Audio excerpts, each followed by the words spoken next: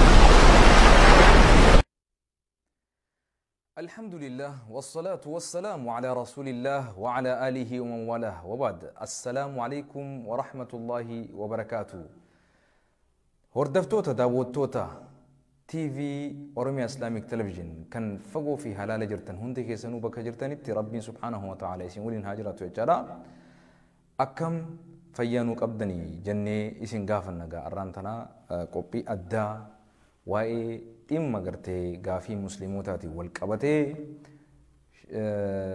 يرو أماتنا خيستي ويا خليسا يجودا دكتور أبي حواسا مسلماتي في خم مسلمة هنتهين حواسا قوتو إثيوبيا خن قاما إثيوبيا خيسا بكا دادا بورا يونايتد إماريتي والجهي تاسسني توران ويا خليسا يجودا دوبا والجهي سني والقبتي دكتور أبي واندرن أمة مسلمة هدو رفتشي سيفي دلن سيسي جتشوني ساني هندقتم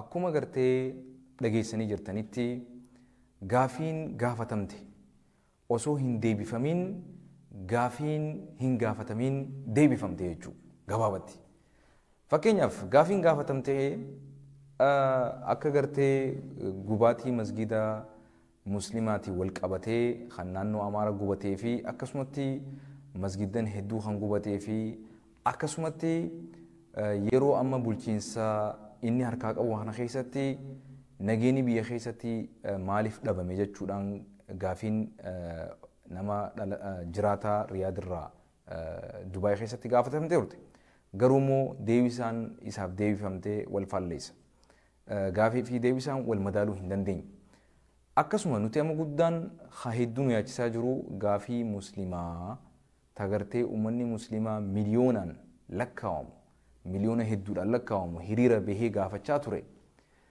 gaafii saniif deebisaan osoo hin deebisne akka nama gartee gaafii ummata muslimaa san deebisaa jirutti hojii keenya raawwachaa jirre jechuudhaan muumichi ministeeraa akka malee waan nu dallansiisu jechuun isaanii akka malee nu dhagahame akka malee rarifanne maaliif nama guddaa biyya bulchuu kabajaa guddaa qabnu sanirraa waan hin godhin godhe jechuudhaan dubbatuun hedduudha nu qaanfachiise hedduudha itti rifanne keessattuu amma Daani'eel Kibrat namticha gartee jibbaa fi qoodaminsa biyya keenya keessatti wal jibbuu wal qooduu ummanni keenya gartee amantiidha wal qooduu keessatti hedduu shoora guddaa nama taphateerraa qabeenyi ummata muslimaa akka gartee farra ummata Itoophiyaa ta'etti dubbachuu isaatiif akkasumatti ummanni muslimaa masginni isaa heddummaatuun ummanni muslimaa manni barumsaa isaa heddummaatuun ummanni muslimaa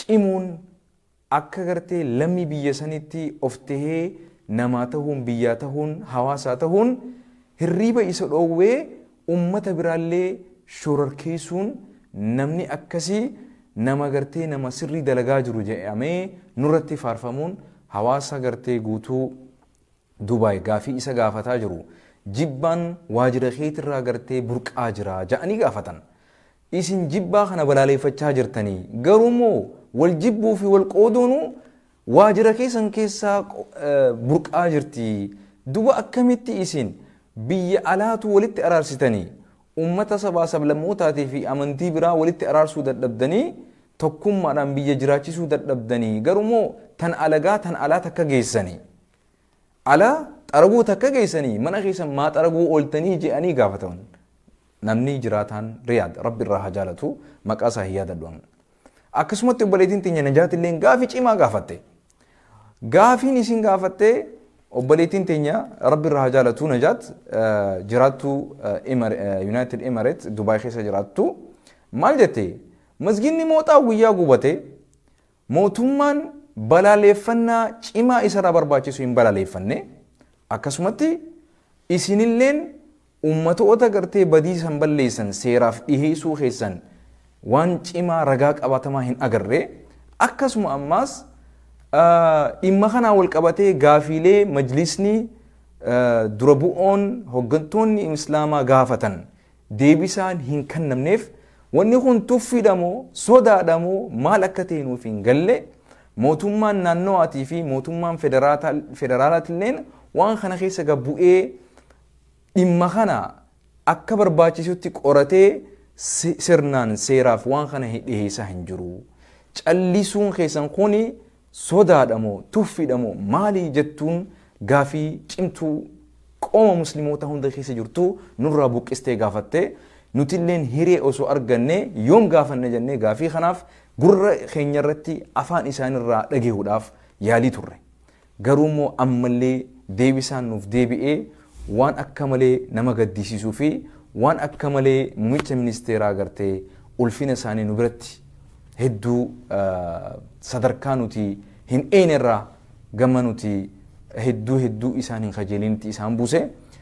Keessattuu amma gaafii gartee Daani'eel Kibrat nama jedhamu gorsaa silaa muummicha ministeeraa advaayizara jedhamu kan gartee jibbiinsa guddaa ummata muslimaatiif qabu gabaabatti akka amantiin islaamaa gartee rakkoo qabdutti bukkisaa ture akkasumatti ummata oromootiif jibbaa guddaa qabu nama akkasii maqaa ortodoksiitiin nama gartee maqaa ortodoksillee balleessaa jiru kiristaanaatillee bakka hin buune masaraa mootummaa keessa gibira hawaasaatiin qabeenya hawaasaatiin waan maallaqa hawaasarraa sassaabameen guurameen nama san damooza godhanii fi ummata gartee walitti jiisuudhaan eega inni mootummaarra dhufee masaraa mootummaa keessa seene masgida 35 oltu gubate qabeenya muslima hedduutu barbadaa'e miliyoona 300 oli lakkaa'amutu barbadaa'e ummanni muslimaa manneen isaarraa gubatee qabeenyi isaarraa gubatee qabeenyi isaarraa saamamee masginni isaarraa gubatee guyyaa tokko aaraan dhakaa ittiin darbine mootummaa ammallee sirnaan mirga isaanii gartee eeggachuudhaan mirga namaa eeguudhaan mirga amantii biraa eeguudhaan sirnaan obsaan gaafii isaanii gaafachuu jiran duuba.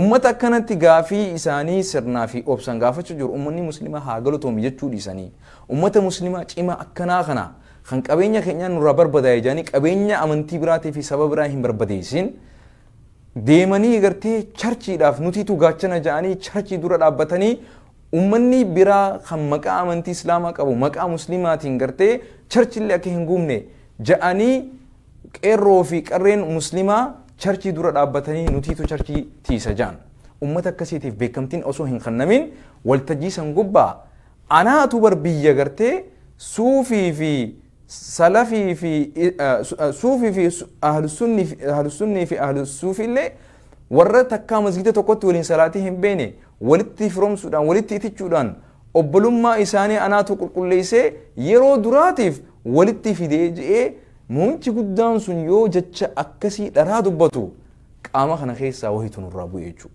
Nuti biratti nuti amma kun osoo lubbuudhaan jirru gurra keenya irratti waan akkanaa dubbatamee jechuudha. Mee qabxiidhaan dubbanna gaama. Duba zamana kana nuti akka shari'aa islaamatti akkamiin ilaalla? Nuti nama amantii hubateef nama islaamummaa hubateef namni akkanaa dhufuun nuti haariyaa miti. Rasuulaa sallallahu alaihi wasallam nu ibsan zamanaa dhufa ja'an zamana gartee dhugaan kijiba fudhatamtu kijibni dhugatti fudhatamu. Namni dhugaa dubbatu amanamu. Namni immoo namni kijiba dubbatu dhara dubbatu amanamu. Namni immoo dhugaa dubbatu hin amanamne kijib fi himamu shakkamu gartee zaman akkasii dhufaa jira rasuuli sallallahu alaihi wasallam. Kanaaf ummata al-islaam tuni hundinuu diluma teenya jenna takka ammoo mokkartii rabbii biraa taate. Kanaaf gama rabbii haa deebinu haa toobannu qaallicha saniif illee rabbii haa kadhannu. Qaallicha kana rabbii isa haa qajeelchu waan biyyaaf hin tolle rabbii nurraa haa qabu jennee bakka jirutti haa kadhannu. Osoo silaa dhimma muslimootaaf lakkisee gaarii. Waa'ee amantii islaamaa ummatuma muslimaatiif osoo dhiisee gaarii. Keessa osoo seenuu baate gaafii nuti isa gaafanne osoo irratti nu hojjete gaarii. Fakkeenyaaf viidiyoo isaa kana keessatti waliin daawwachuuf teenya. Qabxiilee ijoo akka ijootti kaasee keessaa maxxeen ummanni Itoophiyaa kan gartee biyya United Emirates, biyya Dubaayii fi Abu Dhabii fi kana keessa jiran charchii akka gartee mootummaan biyya sanii jaaratanii amantii isaanii hordofan hayyameefii jira. Osoo bulchaan mootummaan biyya sanii muslima ta'ee jiru hayyameefii jira jechuudha. Garuu innilleen hawaasa gartee ortodoksii kiristaanaa maal jechaa ture? Abboo biitii tun charchii akka isin qabaatan isin hayyamtee jirti. Charchii qabaatanii amantii keessan hordofuudhaaf wanni isin dhowwaa jiru hin jiruuti. Amantii keessan cimsaadhaa qabadhaatii charchii illee jaaradhaatii amantii keessan hordofaa jeen. Akkasuma duuba eega akkana taate dubbiin biyya keenya keessatti lammiin keenya kan muslimaa biyya ofii keessa dhalatee jiraachaa ture keessatti jechuudha. Biyya gartee inni lammii lammataa hin ta'initti abbaa lafaa abbaa biyyaa ta'e keessatti kan gartee gibira kafalu keessatti mirga gartee amantii isaa maaliif dhabe duuba? Keessattuu ummanni muslimni gartee Aksum keessa jiraatan biyya Aksum keessatti namni muslimaa masgida jaarachuu hin danda'u. Ila arraan tanaa seenaa Itoophiyaa keessatti masginni jaaramee hin jiru.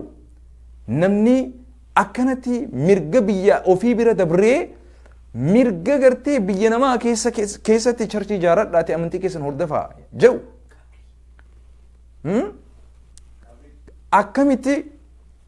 Akkamitti biyya ofii keessatti mirga namni qabu, mirga guutuu qabu, masgida tokko jaarachuu fi eega masaraa mootummaa seene amata lama gahee jira. Maaliif kuni mirkanaa ofii baate? Maaliif biyya naannoo Amaaraa keessatti biyya namni muslimaa qabrii mataa isaa itti awwaalamu hin qabneetu jira? Dhowwaadha. Qabriin muslimni mataa ofiitiif qabrii muslimaati jedhamtee itti awwaalamu hin jirtu. Naannoo biyya Amaaraa keessatti jechuudha. Awwaalullee hin danda'an achitti fuudhanii jechuudha. Ummata osoo gaafiin kun isaaf jiru wanni nuti gartee gaafachaa jirru deebisa argattee jedhee ummata muslimaa waan isaan barbaadan godhuuf jirra jechuun kuni dhara guddaa fi akkasumatti tuffii guddaadha ummata bal'aa muslima Itoophiyaatiif. Kanaafuu gaa please dhaamsi nuti ibsii qabnu Dr. Abiyy Ahmad haga dandeessutti gaafii ummata muslimaa yoo deebisuu dandeesse deebisi. Dadhabdu immoo garii waan daran nu dallansiisa. Ummata muslimaa gartee ibsi jibbisiisa. Waan gartee nuti nu laalchisu. Waan nuti gartee rakkoo hin qabne akka rakkoo gootee fakkeessitee hawaasatti labsuun ibsuun dogoggora guddaa akka ta'e irraa deebi'ii sin jenna. Keessattuu dhara guddaan ati tokko dubbatte yoo jiraate dhara guddaa gaafii nuti gaafachaa jirru namticha masaraa kee keessa jiru masaraa ummata keenyaa keessa jiru jechuudha. Badii inni balleesse ragaallee baatee jirta. Na duratti badii balleessuu ni malaa jettee jirta. Daani'el Kibrat wanni inni na dura dubbate taniin ani hin beekne jiraachuu malaa jette. Garuu na dura waa godhuus ni malaa jette. Namticha kana osoo eenyummaa isaa hin qoratin, osoo hojii isaa hin qoratin, osoo jechoota isaa hin qoratin, waan inni dubbate osoo hin hubatin biyya Ameerikaa keessa jiru tana waan biraa dhiisiti. Hojuma xiqqoo takka namni kaampaanii Migdaanos dalaguudhaaf takka kaampaanuma xiqqaa tokko dalaguudhaaf yeroo gargii maaltu taa'ama bitaa maqaa kee fuudhanii feesbuukii keessa naqan. Namni kun maal barreessa, namni kun maal dubbata, eessa oola, hojii akkam hojjeta si madaaluudhaaf osoo hojii takkasiif hin kennine duratti eenyummaa kee si ilaaluudhaaf yoo ati nama viidiyoo waraabdu taate viidiyoo kee dhaggeeffatan yoo ati nama waa barreessu taate barruutee ilaalan namni kun nama jibbaa amantii qabu nama jibbaa gosaa sabaa sablammootaa qabu moo waa hedduudha si ilaalan namni kun nama gartee diraaga naanneessu moo nama gartee hojiidhaaf dhugumattuu hojii isaa kabaju jechuudhaaf waa hedduu irratti si madaaluudhaaf kaampaaniin xiqqaan tokko eenyummaa kee background kee fattashee namni kun nama akkamii nama saqacaanamoo nama laafaa namaa wahiitimoo nama lubbuu isaatii tolee ollaa tolee hawaasaa tolee biyyaa tolumoo nama akkamii seenaa keessi qoratan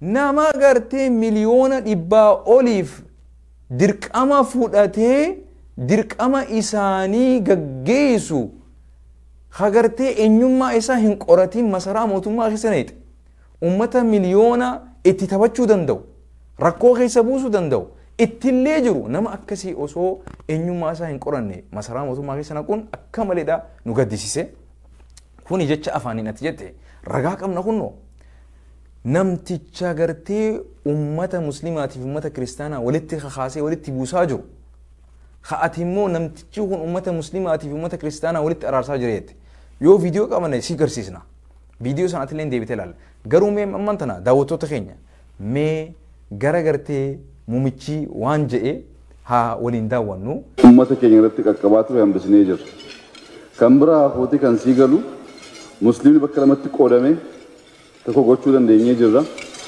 muslimni waggaa 1,000 ol biyyatti jiraatee biyyatti jaara keessatti seeraan beekamtii argachuu dadhabe seeraan beekamtii laannee jirra kun mootummoonni ati beektu si dura bakka kanatti qabxii isaan kaasantu jira mee irra nu deebisi yeroo takka daawwattoota keenya irra xiqqoo deebinee ilaalla mee bakka san bakka gartee muslimni wal qoqqooduu jedhu san mee eessatti wal qoodne dhiiroo nuti gaafii jettuuf deebisaa qabnaaf nutiitu wal qoqqoodee moo mootummaatu umrii dheereeffachuuf umrii isaa tursiifatuudhaaf ummata muslimaa addaan qoqqoode horii kanneefi garii ifitti maxxansee garii ifirraa gartee ariihuudhaan garii hidhuudhaan garii ajjeesuudhaan garii saamuudhaan kagartee butamee bitamee isaaniif bule maallaqa kannanii fi aangootti kannanii mootummaatu ummata keenya addaan qoodee moo mootummaa san keessa waan na dhibe keessa kaleessa mootummaa kana keessa isaan hin turre Dr. Abiyyi hin turre eenyu faadha kan kana hojjechaa ture oppiidiyoodhaa miti nama biraati keessattuu ilmaan Oromoo irratti namni gartee hedduu miidhama guddaa taasisaa ture kaleessa oppiidiyoon dur maal godhaa turte isaan immoo ummata muslimaa tolqodaa ture ummata Oromoo tolqodaa ture bitamtuu isaantu kaleessaas harka keessaa qabaachaa ture alagaan alagaadha nu hin beeytu garuu alagaa akkana fakkiisu namni taasise kan nu fakkaatu nu fakkaatee moo bitamee nu keessa jiraachaa ture jechuudha mee viidiyoo kana waliin haa daawwannu deebinee ሪያድ ከሪያድ የመጣ ወንድሜ በኦሮምኛ ጥያቄዎች ጠይቀውኛል እሱም በኦሮምኛ መልሼለት ምናልባት የትርጉም ጉዳይ ካስፈለገ መልሼ በጥቂቱ ተረጉማለሁ አወል ጋፊ ሄዱ ካስቴታ ኬሳው የሚሳ በርቴው ወቴ አካተሰናን ካሱ ኬስ ባየኒ ሲገልቴ ፈዳ ሀተውቲ ረኮ ገራገራ ብዬ አዱኛ ከተ ሙደቻ ጅሩ ሂኩዳፍ ጨራ አርገቴ ደንዴሴ ከም ብዬ ኬሳ አከሚቲን ሂኩ ረከቴ አከሚቲን ደጠብዴ ጀቴት ደደቡ ሆይሳ ከፍዴም ቤኩ ከም ብዬ ኬሳ ሴና አዳውጀን አጥንጠሉ daawwattoota keenya kan biyya keessaa ani hin dadhabne jechaa jira eessaa fiddee jechaa jira ummata keenya ani mana rabbii subhaanahu wa ta'ala dhaqaa waniin isin kijibuuf hin jiru dhugaa walitti himna dhibbatti illee dadhabee hin jennuun walii galaa miti osoo danda'u garii tagartee fakkeessuuf godhee rabboomaaf taate namoomaaf taate ta'anii godhe rabbi haa beeku garuu eega inni masaraa mootummaa Itoophiyaa qabate booda miti hangartee masjidni 35 ummata muslimarraa akka gubatee hawaanurraa ta'e jechuudha. Kuni ragaa guddaadhaa miti. Ummanni muslimaatii fi ummanni kiristaanaa amata dheeraa nagee waliin jiraachaa ture. Eeguma masaraa isaa fi Daani'eel Kibrat seenanii miti rakkoon hundillee kun dhufe. Wallaggaa keessatti ilmaan Oromoo akka gartee maal jettanii shimbirootti kan gartee akka foon allaattiin gartee nyaatutti qawweedhaan nyaadhamaa jiran ilmaan Oromoo kan Wallaggaa namaa miti. Akkasumatti narraa fuudhi dirree dhawaa keessatti ummanni ajjeefame kan hidhaa jiru nama 300 fi meeqantu hidhaa jira. Akkasumatti narraa fudhadhu namni muslimaa yeroo ammaan tana kan hidhaa jirutu jira. Maqaa inni gartee nama muslimaa tahee masgida 60 jaarte jechuudhaan qabaataa muslimaa ta'uudhaan maqaa shororkummaatii fi maqaa adda addaan ta'e kanname jechuudha. Maallaqa kee karaa wahabiitiin karaa su'uudiirraa nayixa waan adda addaa nayixa eessaa fiddee jaarte jaanii dhimma waan ni beetan akkuma Sheek Sa'iid amma hidhaa jiru kana jechuudha. Kan ganda miliyoona takka mooxaadhaaf gargaarsillee osoo hidhaa keessa jiru kan. Narraa fuudhi barattoonni keenya yuunivarsiitii akka yeroo ammaa tana keessa ni jira kan yuunivarsiitii dhiisanii deeman. Barattoonni keenya osoo yuunivarsiitii keessa jiran ajjeefaman. Haadhaa fi abbaan qabeenya qaban irratti fixanii irratti dhama'anii osoo hin nyaanne osoo hin dhuyne osoo hin rafne waan qaban isaan irratti gannaqanii naaf baratanii yuunivarsiitii dhaqanii naa baratan ja'anii kan ergan mootummaa kana jalatti miti ilmaan keenya ajjeefamanii saaxinaan kan manatti reefka ta'anii haadhaa fi abbaaf deebi'aa jiran. Ummata keenya hin dagatinaa dheengaddumaa miti hiriira guddarratti ummata gartee aggaamii Jawaar irratti hin gootan ja'anii hiriira bahaniif namni 80 ol kan ajjeefame. Gaggeessota mee deebisaa isaan deebisa walii haa dhaggeeffannu. Biyya Awurooppaa jiranii waan hojjenne soo dubbanne biyya sana diigamuu keessaa hambisnee jirra. Biyya sana wal fixuu keessaa hambisnee jirra. Biyya sana gadadoof rakkoo ummata keenya irratti qaqqabaatu hambisnee jirra. Kan biraa hafuuti kan sii galu muslimni bakka lamatti qoodame tokko gochuu dandeenyee jirra. Muslimni waggaa 1,000 ol biyyatti jiraate. Daawwattoota keenya qabxii amma isaan ja'an kana keessaa fakkeenyaaf waan ammaan tana Dr. Abiyyi dubbatan keessaa ummata keenya du'arraa olchinee jirraa jaan. Biyyatti jaara keessatti rakkoo hedduurra hambisnee jirraa jaan.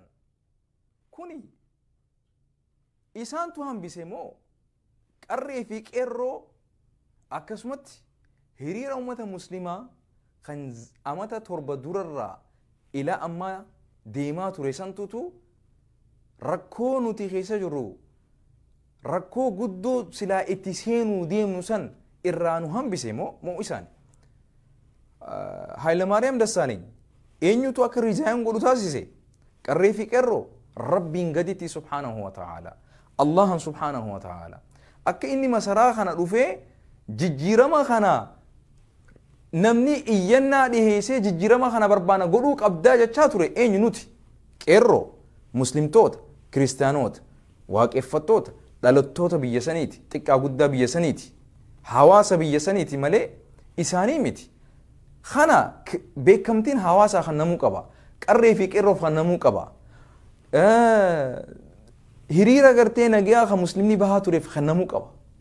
Ka guyyaa tokko osoo dhagaan darbatin osoo karaa hin balleessin qoshaasha kararraa meeysaa dhiiga walirraa xaragaa ummanni muslimaa hiriira tabaan baane amata 7 guutuu ummata keenya maaliif wal somna maaliif wal kijibna duuba sanirraan deebi ummata muslimaa bakka lamatti adda foxxaqee jiru obboleessuu nuti addan foxxoyne ummanni suufii fi ummanni sunni takkaa of foxxoqee hin beeku.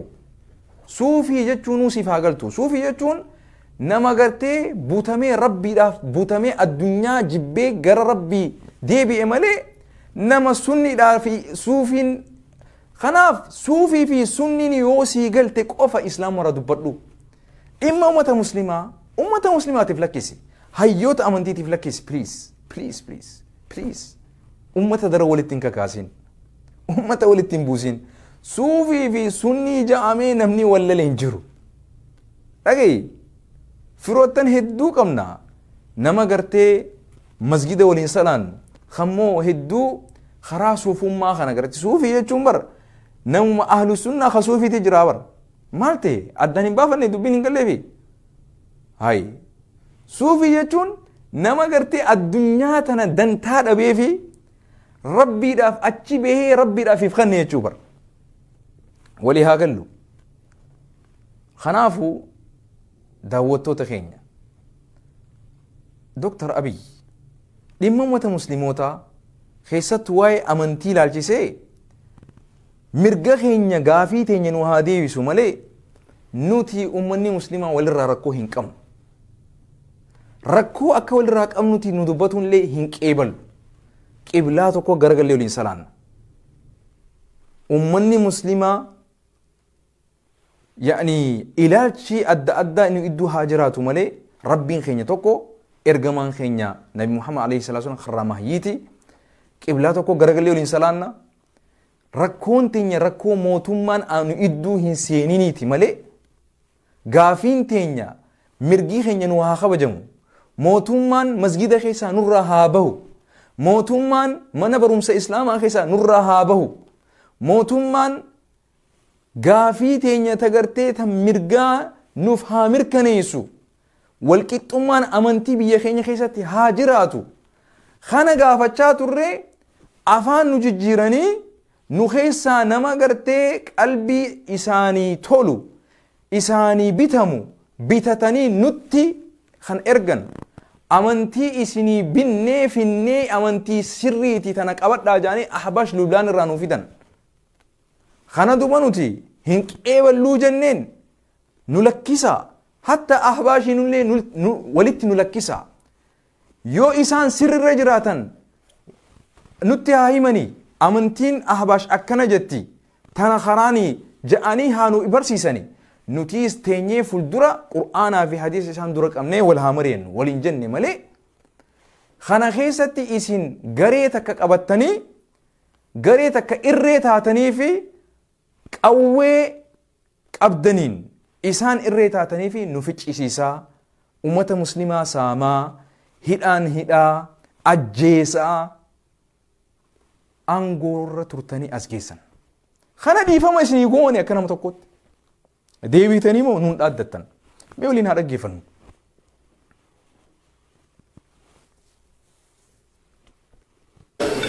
Seeraan beekamtii argachuu dadhabe seeraan beekamtii laannee jirra. Kun mootummoonni ati beektu si duras bara keessa jiraatan gochuu hin dandeenye waggaa tokkotti kan deebise. Kunuun dhugaa sila. Sakaan dhiisne jechuudha. Muslimni Itoophiyaa jechuun muslima biyyoota naannoo kanaa hunda hin caala baay'inaan. Rakkoo ummata muslima Itoophiyaa hiikuu jechuun rakkoo UAE hiikuu rakkoo Saawudii hiikuuti oolii jechuudha. Silaa.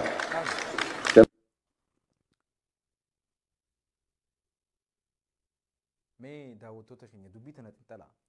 Rakkoo muslima Itoophiyaa hiikuu jechuun rakkoo Suudii fi UAE fi United Arab biyya Dubaay fi biyya tanneen hiikuu tanarra guddoodhaa jee.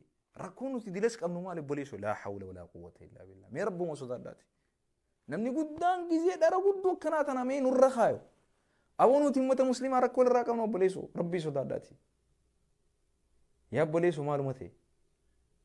Mee rabbii sodaadhu. Mee jechuma guddaa nama guddaa afaan guddaa kanarraa ba'u obboleessoo mee.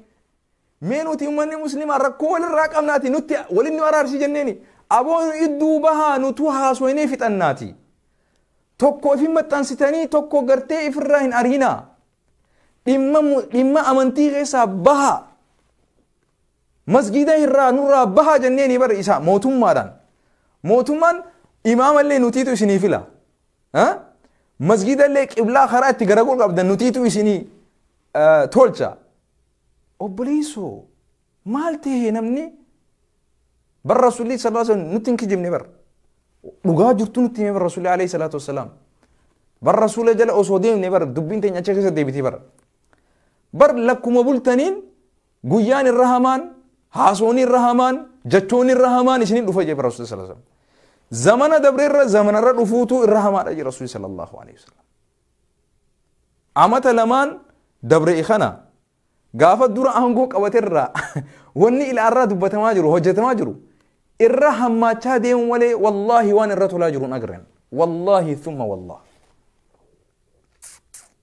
ummata keenya hin sobamina duba kana anamma warni video kana gabbaanii dubbanneef kijiba guddaan nurra kaayame kana dara guddaan nurra kaayame kana balaaleffachuu danda'u qabna gabbee dhiifama gaafatu qaba hawaasa muslimaa nuti ummanni muslimaa irra guddaan ummanni biyya Itoophiyaa keessa jiru ummata ahlus sunna wal jamaata ummanni guduunfaa hedduu amantii biraa muslima ta'e nu keessatti fakkaatee jiru hedduun jiru san ilaalcha gartee aqiidaatu jira malee wal dhabiinsaa inni baanu kana hin qabnu nuti hay inni akkamitti waliin nu arrasa ilaalcha aqiidaa waan beekuu qaba hay maa huwa al-islaam fakkeenyaaf mee yoo sila islaamummaan isaa galte islaamummaa keessaa deema sun dhimma isaati dura if araarsuu qaba malee nuti miti bar nuti rakkoo walirraa hin qabnu akka muslimatti rakkoo walirraa hin qabnu ilaalcha adda addaa qabna malee amantii keessatti fakkeenyaaf waa'ee xahaaraa waa'ee gartee keessattuu fiqhiidha wanni guddaan hawaasni muslimaa bakkuma hundattuu ilaa guyyaa qiyaamaa kan gartee barumsarratti ilaalcha adda addaatu jira malee hubanna adda addaatu jira malee wal dhabbiin ummata muslimaa jidduu jirtu hin jirtu wal dhabbii muslimaa fi mootummaa jidduu jirtuutu jira malee tan dila arraan tanaa hin sirraawin nuuf hin deebiin nuuf hin qulqullaawin ummanni mootummaa qaama gartee muslimarraa tahe tokko ifi qabuudhaan amantii sirriiti qabdan jechuudhaan ummata amantii dhugaadhaan hordofaa jiru moo maqaa shororkeessummaatiin isaan shororkeessuudhaan garii hidhanii garii saamanii garii ajjeesanii ummata farra tokkummaa ummata muslimaa ta'e ifi qabanii aangoo dheereffatan warri aangoo dheereffate keessaa isaani tokko kan dhiibbaa guddaa godhaa ture walittiin buusaa ture isaani nuti takkaa walitti ajandaa dhuunfaatiif walii buunee hin qabnu wanni gaafachaa turre nuti majlisni mootummarraa bilisa haa ta'u murtii mataa isaa fedhii mataa isaa bulchiinsa mataa isaa hoggansa hawaasa muslimaa hogganuu keessatti bilisa ta'ee sammuu bilisaatiin sammuu mootummaatiin osoo hin taane dirqama mootummaatiin osoo hin taane mataa isaatiin if dandahee of tahee iftee haa jiraatu bilisatee haa jiraatu mootummarraa waan jedhu gaafii gaafachaa turre lakki nutiitu isinii beeka dhimma hajjii nutiitu isinii beeka nun jettan dhimma gartee islaamummaa nutiitu isinii beeka nun jettan ummata ofii barbaadan filattanii ummata gartee bakka nun buune ummata gartee beekumsa gaahaa hin qabne kan ofii jallatee hawaasa jallisu fuutanii nuu filtanii hoggantoota keessan nun jettan ha hawaasni muslimaa quba baasee hin filatin ha hoggantoonni qulqulluun ummanni hayyoonni gurguddaan ulamaa muslimaa gattaa'ee mari'atee ummanni akkanaa beekumsa gahee akkanaa qabaate hawaasan deemuu danda'a jaanii isiniif hin kennin ofiif dhuftanii kan isinii ta'u kan isinii bitamu kan isinii ajajamu kan hattoomina keessan deeggaru fuutanii nurra keessan jechuu itti hafuufnu naaf akkaataa sanaan hubachuun gaariidha kan biyya keessaa akka hubattu kan hin barbaadu namni akka guddatee fakkaata akkaataa guddina keenyatu bade manatti qimmiidhamaa guddanne gaafa bakkee baanu barsiistoonni keenya waan gochaa nu guddisan beekta gaafa xiqqoo ol kaanu poolisiif milishaa waan godhaa jiru beekta amma guddannee guddachuu keenya daganne qimmiidhamuu malee jiraachuu hin beekne nuti immoo kan barbaadaa jirru suuta biyya keessatti ilaalcha demokraasii fiduu waan ta'eef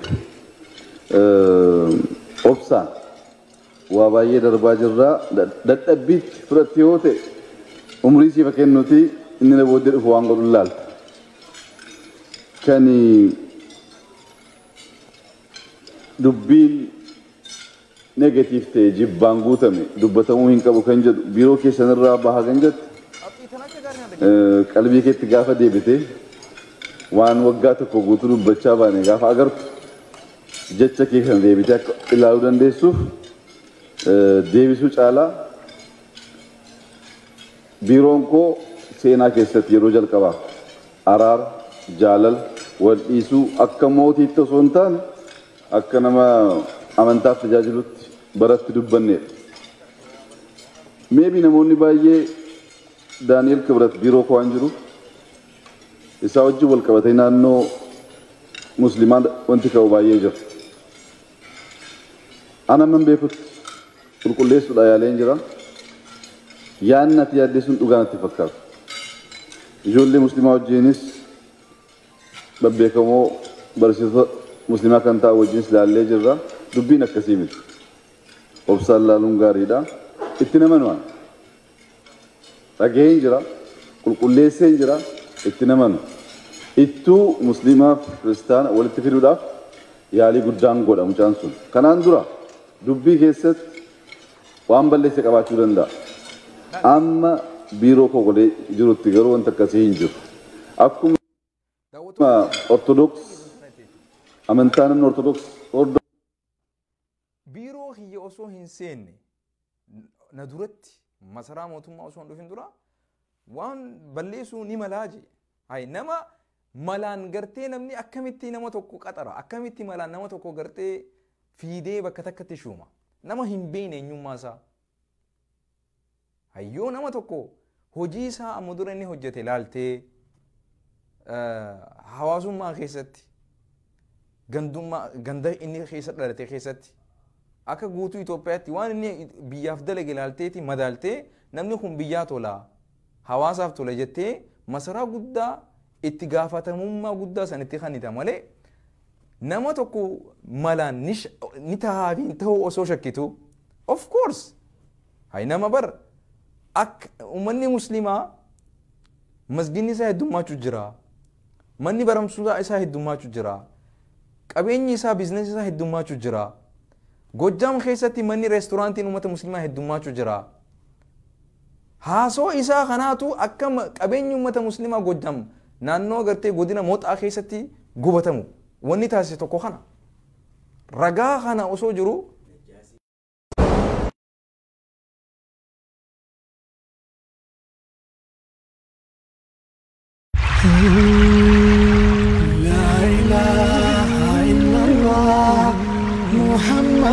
رسول الله لا إله إلا الله محمد رسول الله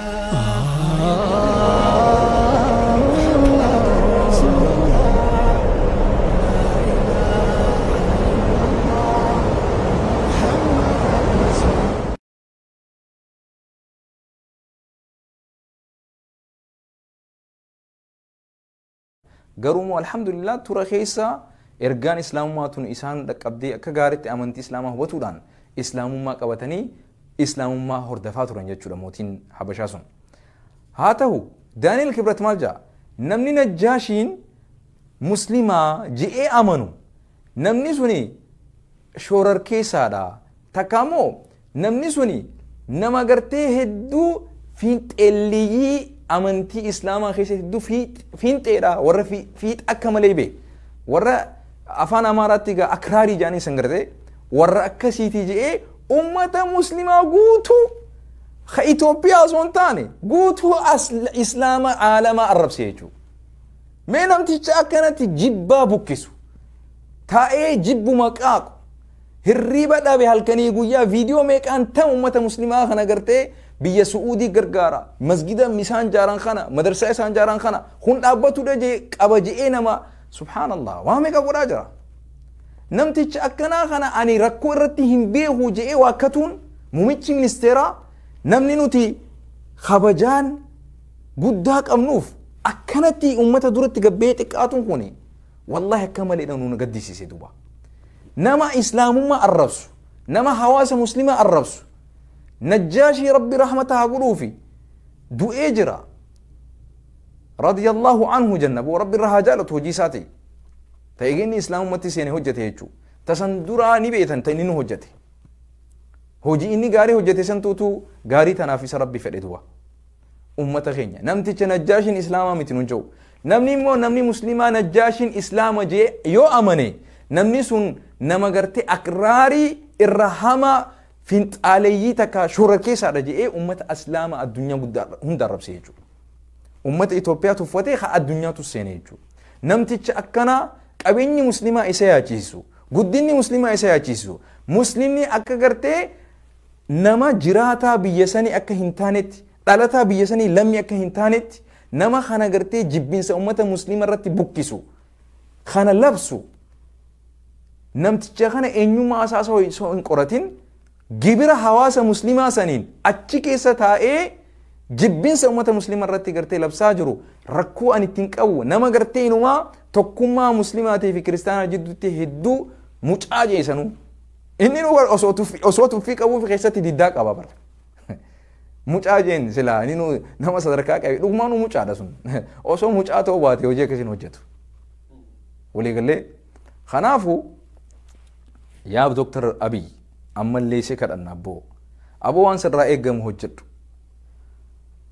Wanni sirraa eegamu keessaa nuti majlisni harka mootummaarraa bahee harka hawaasaa haa seenuudha gabaabatti. Ummanni muslimaa baankii gartee dhalarraa qulqulluu taate, ribarraa qulqulluu taate qabaatee kan ummata guutuu biyya san itti tajaajiluu danda'u, diinagdeedhaan duratti argamee sossoo akka danda'u, barumsaan namaa gad akka hin taane, masaraa mootummaatillee akka seenuu danda'u, paarlaamaa keessattillee akka seenuu danda'u. Kana qofa yoo nu goote nuti akka ummata muslimatti siillee rakkoo keessaa si baasnee ummata saniif biyya saniif sabaa sablammootaaf amantii biraatiif illee fayyaa taanee dawaa taanee tokkummaa keenya cimsuudhaan biyya san warra jiraachisaa jiru ammallee obsinee waa hedduu jechuusiif. Kanaafuu gaafiin ummata muslimaa aangoodhaa miti, duraan dursee aangoodhaa miti. Akka nama dirqama biyya san keessatti dirqama qabutti qabeenya guddaa tiraanzaakshina biyya san keessatti yoo fudhattee ilaalte maalleenii baankiin hedduun itti sosso'aa jiru qabeenya muslimaati irra guddaa parsantii guddaa ummata muslimaati.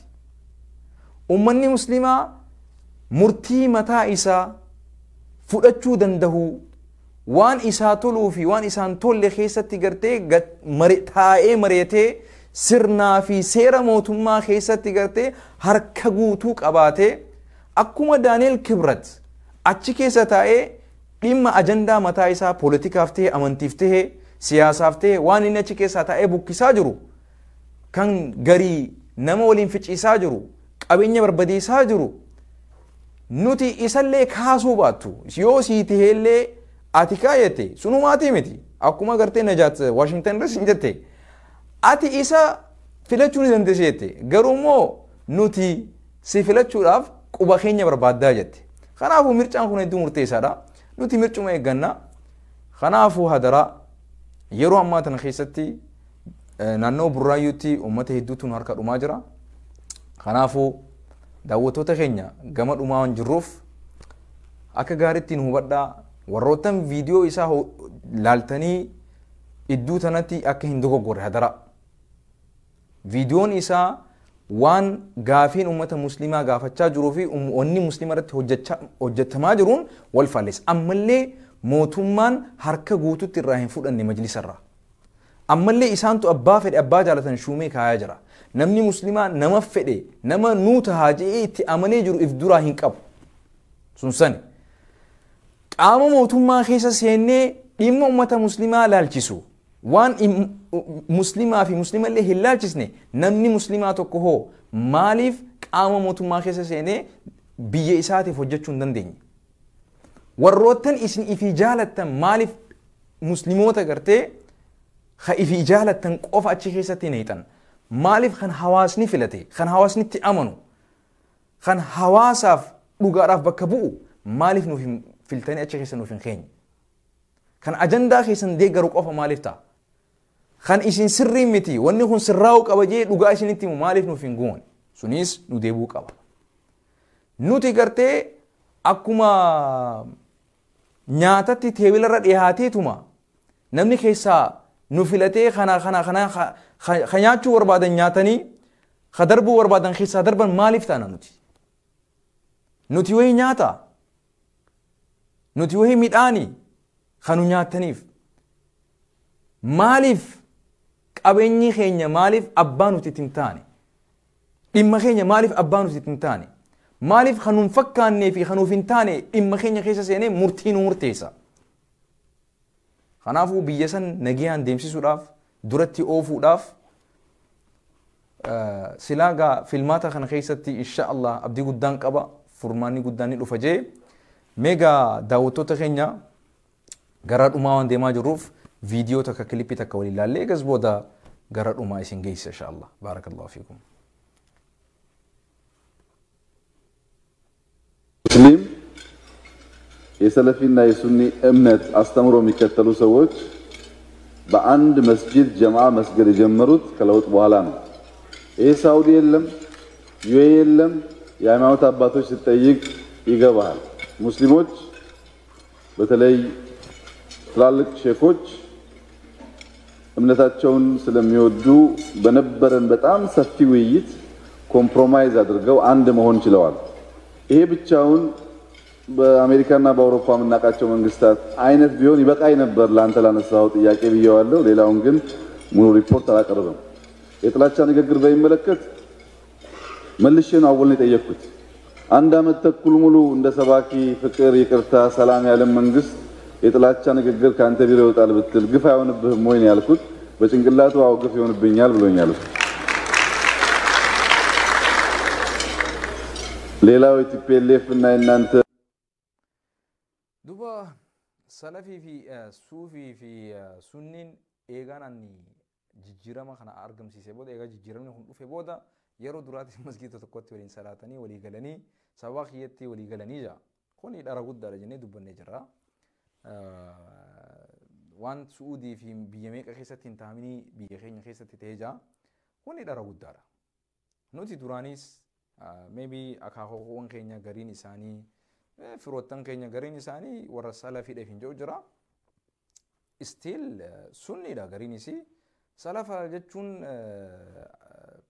ammas waan biraati miti suufii jechuun ammas hammeenya biraati miti just addunyaa tanarraa dantaa dhabu qabeenya yaani material waan bilci addunyaa makiinaa rabshaa addunyaa tanarraa dantaa dhabanii rabbiidhaaf gabbartii dhugaasan achi bahanii rabbii gabbaru gariin isii suufiin dhugaasun jechuu yoo ta dhugaatan nuti beenu kanaafuu durirraa egalee walumaan jirra walumaan salaatu jirra kabajaadhaan wal dandahuudhaan wal hubatuudhaan fiqii adda addaa waan adda addaa fiqii keessatti waan adda addaa keessatti bakka wal dhabne mazhaba isaan fudhatan namu walii kabajee waliin jiraatu keessatti jechuudha nuti gaafachaa jiru ammallee kaleessaas dheengaddaas mootummaan dhimma majlisaarraa harka haa fudhatu majlisni hawaasatti haa deebi'u harka hawaasaa haa seenu kana gaafiin kuni ammallee godhamaan jiru ammallee hin godhamne kan kaleessaas walitti ummata muslimaa buusaa ture wal ficcisiisaa ture ummata muslimaa hiisisaa ture ajjeesaa ture saamaa ture mootummaadha arrallee mootummaadha nu fakkaatee nu keessaan kan rakkoo nu keessatti uumaa jiru jechuudha kan masgiidallee gubsiisaa jiru nama masaraa mootummaa isaa keessa jiru ammallee kuni dhaabbachuu qaba kanarratti hojjedhu kana gaafachaa jirru dhimma muslima mooxaatii fi dhimma muslima masgiida naannoo biratti gubatee fi barbadaa'ellee mootummaan dirqama isarraa eegamu bahaa hin jiru akka federaalattis akka gartee naannawattis kanaafu eeggamtiin guddaan masgidootaaf godhamuu qaba sheekootii gurguddoo islaamaatiif illee godhamuu qaba. Akkasuma charchiif illee godhamuu qaba. Mirgi ummata muslimaa eegamuu qaba. Muslimni yeroo fedhetti bobbahee sa'aa fedhetti galee sa'aa fedhetti rabbi isaa gabbaruu mirga guutuu qabaatu qaba. Nam takka illee gaafatuun qabu amantii isaa hordofuudhaaf, amantii isaa akka barbaadetti rabbi isaa gabbaruudhaaf mirga guutuu rabbiin isaan uumee jiru nam takka gaafatu kuni isaa mirkanaa qaba. Aksum keessatti masgiinni ijaaramuu danda'u mirga qabaatu qaba namni muslimaa. Biyya gartee naannoo Amaaraa keessatti garii garii tan muslimni keessatti awwaalamuu hin dandeenye keessatti awwaalcha mana gartee maali qabrii mataa isaa qabaatu mirga guutuu mirkaneessuu fi danda'uu qabdan. Hojiin isinirraa eegamu kana. Uummanni muslimaa paartii mataa isaa uummatee cahuu danda'u keessattis mirga guutuu qabaatu qaba. Akka shoora keessatti fudhatamuu qabu. Farra tokkummaa uummata Itoophiyaa tahuu fudhatamurraa jijjiiramuu qaba. Nama isa bakka bu'u kan sagaleedhaan hawaasni muslimaa kannate bakka buusuu fi qabdan. Kan ofii jaalattan, kan isiniif mataa laafu, kan ajandaa keessan gartee isiniif tolchee mimmi'eessee bareechuu qofa kan nu fakkaatee isin keessaan nutti dubbatu hin barbaannu. Mootummaan majlisarraa bahee majlisni mootummaarraa bilisa ta'ee hawaasa harka seenuu danda'uu qaba. Gaafiin uummata muslimaa tan amata torba dura gaafatamte ila irraa hiriira baaneef hin deebifamne. Hidharraa bahuun isaanii gaafiin keenya deebi'uudhaa miti. Gaafiin isaan hidhamanii fi hidhaa seenaniif hin deebine. Gaafiin hidhaa amma dura bahaniif wareegamtoonni keenya wareegamaniif hiriira amma dura bahaa turaniif deebamuu qaba. Dhimmi uummata muslimaa laayyuutti fudhatamuu qabu. Masginni irraa gubatamee akka gartee qoshaashni irraa gubatameetti illee hin fudhatamne duuba. Masginni keenya nurraa gubatamee naannoo masginni irraa gubatame sanitti ummanni nafxanyaan, ummanni shororkeessaan, finxaaleeyyiin amantii tokkollee bakka hin buune naannoo sanitti dhichisaa turan. Viidiyoo ragaa gahaa guutuu qabna. Ummata san viidiyoo san laaltanii hidhatti hin gurre. Maali kun? Saba tokko ol aantummaa isaa faarsuun, saba tokko amantii tokko ol aantummaa isii guddisuun, callisuun keessan tuffii amantii kanaa qabdan garsiisa. Sodaa isin nurraa qabdillee garsiisa jechuudha. Nuti nu sodaatina. Biyya san yoo ta'e malee, biyya san isin daran yoo yaanne malee, biyya san isin daran yoo guddisne malee, biyya san nu malee akka jiraachuu hin dandeenye kana hubadhaa. Biyya saniif nuti Muslimni Itoophiyaa jechuun nama gartee makiinaa motora malee deemu jechuudha yoo isin muslima achi keessaa hin qabanne. Muslima Itoophiyaati jechuun motora jechuudha. Makiinaan takka motora malee makiinaa taatee deemuu hin dandeessu. Itoophiyaan muslima dhabuu isiitiin ni dukkanoyti. Itoophiyaan muslima qabaatu dhabuu isiitiin ni diinagdeedhaan duubatti hafti. Qabeenyi muslimaati irra guddaan biyya san kan sososaa jiru. Kanaafuu muslimni Itoophiyaa isiniif geexiidha, gaachana, qabeenya, horii guddaa, bilisummaa isaan bilisoomtan. Isaan as geessan dhiiga isaatiin, lafee isaatiin, du'a isaatiin, weeragamtii isaatiin masaraa mootummaa qabattan. Muslimni Itoophiyaa oppiidiyoodha bilisoomse. Muslimni Itoophiyaa oppiidiyoo wayyaanee jalatti hagoogamtee okkaamamtee okkaamamarraa baase. Akka isin gabbaatanii biltsiginnaa keessan nutti dhaaddattan isin taasisee bada yoo fudhattanii ilaaltan. Ajandaa isin qabdan kana dhiigaa fi lafee qarree fi qeerroo Oromootii fi Oromiyaatii fi dhiiga ummata muslima Itoophiyaatiin arraan tana masaraa Itoophiyaa keessa teessanii akka meekaappii dibattan isin taasisan duuba. Babbareeddanii caccaleeleexanii kaameeraa gubbaa gabbaatanii kijibaa fi dhugaa nutti bukkistan isin taasisan duuba. Wayyaanee kuffisneeti dogoggoraan oppiidiyoo bilisoomsine. Dhiifama nu godhaa. Dogoggoraan isin bilisoomsine. Wanni isin bilisummaan ummata Oromootiif argamsitan hin jiru. Bilisummaan isin ummata muslimaatiif argamsitan hin jiru. Irra guddaa bilisummaan dhufteetuun akka waan isin kalee detention center keessa turtan keessatti akka nama hidharraa beetti ganaa baaragee hirribarraa keetti ajandaa keessan kan mootummaan wayyaanee irratti isin ukkaamsaa ture, isin affanaa ture والله تقوم عليك وان اسم بليسوم تنيتي ملي وان تم بليسوم ندوبا هنوا مسلمة بليسوم استني تقول قوتن لكي بليسوم تنيتي أوبيديون إهادي كيف الراباستني نرأيمي لا بيلا دادا تيادا خيسني ولين هي فينجل إفرا باستني بليسة تاتني أكفي تنت أجندة خيسن سيرا في هيرا خيسن تموتشو سنتن جيشو تقوم عليه هولا تكامو فردا چورا هراغيسا لينچا وفتين تاتني قباتن دوبا ولي قال لي أكس نتاتن كرسين هنجيرمني موتومان خليسا سنلي هنجيرمني مالتو جيرمي أفان أورومو قفاتو نما أفان أورومو بيهوتو مسرا موتوما سيني جيرمي مالي واني خليسا نرتو هجماتوري ilmaan keenya ajjeefamuun barattoonni keenya ajjeefamuun qabeenyi keenya saamamuun ajjechaan ummata oromoo saamiin ummata muslimaa ajjechaan ummata muslimaa ammallee hin dhaabbanne nurra hidhaan lee nurra hin dhaabbanne kanaafuu hadara this is happening under your watch mootummaa kee jalatti kun hundi tahaa jira waan ati jijjiirama fidderra همينيا درن نوتي هنتوري درن نوتي دفيت رغدارا خنافو هدرا خنات توجدو سنجنة حواسني خينيا دمك إنسان بكجرتني سجلي خيسان لجيسا هريرا قدّا كمنو مقالا مينيابوليس خيسة تقويا سلاسة أفتني يادك أبدني في الجنة تيسان دادنو تيسان أفتني أكل أجيستني سنجنة نور دفو خيساني في الدول فرد غلطوما فيديو خنرا هبنا قدّا كفرتنا بدين كبا هدرا مويتش منسترا دكتور أبي بليز يو نما تاتي نمو ما كبادو يو أرومو تاتي أرومو ما كبادو إلمنا ما هند تقوم مدان سبا سبلموت أسواد دهن قودين أمانتين أدوهم قودين درك أما نتسكن نيسان درك أما إيغا خينيا في لفيتينيا باسني إتي ألسي باسني سان يو لغان حواسا رابطو تاتي غافي حواسا متيبسي خانا سنجنة هذا سكن تابراتي والديمنو ترتي غاري خندا وتاجرتن أورمي إسلامي تلفزيون والسلام عليكم ورحمة الله وبركاته